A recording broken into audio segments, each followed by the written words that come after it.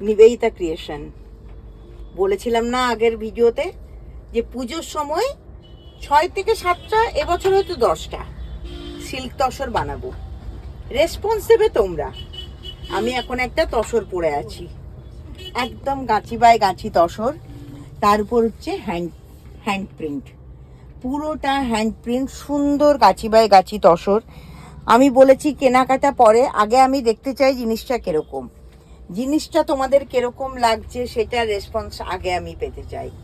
Gachhi by Gachhi তসরে hand print করা আছে, ভীষণ সুন্দর। এটা হচ্ছে তোমাদের কুচিতে পড়বে।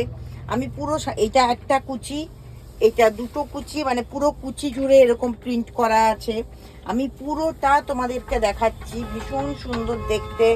এরপরে চলে আসবো আমি ডিরেক্ট ব্লাউজ পিসে, একদম অনবদ্য অসাধারণ শাড়ি। এই শাড়ি আমার কিন্তু একটা করেই আছে, আমি করেছি। আমি যে কটা শাড়ি তোমাদেরকে দেখাবো সব কিন্তু সিঙ্গেল পিস। কেউ কিন্তু, হ্যাঁ, রিকোয়েস্ট করলে পুজোর আগে হয়তো বানিয়ে দিতে পারবো, স্টিচের শাড়ি কিন্তু বানিয়ে দিতে পারবো না, কিন্তু এই শাড়ি বানিয়ে দিতে পারবো, কিন্তু আমাকে একটু টাইম দিতে হবে। আর যদি বলে যে নিবেদিতা এই ধরনের বানিয়ে দাও, ডিজাইনটা আলাদা রেখে, সেটা মনে হয় বেটার হবে।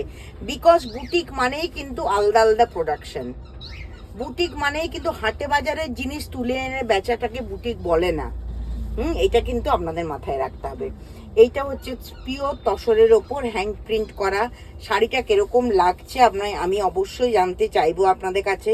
প্লিজ আমাকে জানাবেন যে শাড়িটা কিরকম লাগছে। আমার তো অসাধারণ লেগেছে। আমি নিজের জন্য একটা বানাবো, কিন্তু সেটা সময় সাপেক্ষ, সময় কথা বলবে আমি নিজের চান্সটা কবে পাবো। আমি যেমন অনেকেই বলেছে নিবেদিতা দি একই কুর্তি পরে কেন রিল করো, নিবেদিতা দি সময় পায় না। দেখো, তাহলে এই শাড়ি পেতে গেলে কি করতে হবে? হোয়াটসঅ্যাপ নাম্বারে হোয়াটসঅ্যাপ করতে হবে।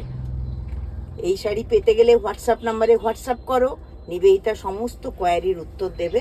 আর নিবেদিতা তো বসে আছে অধিক আগ্রহে তোমাদের ক্রিয়েশনের মূল্য তোমরা কতটা দিচ্ছ সেটা জানার জন্য।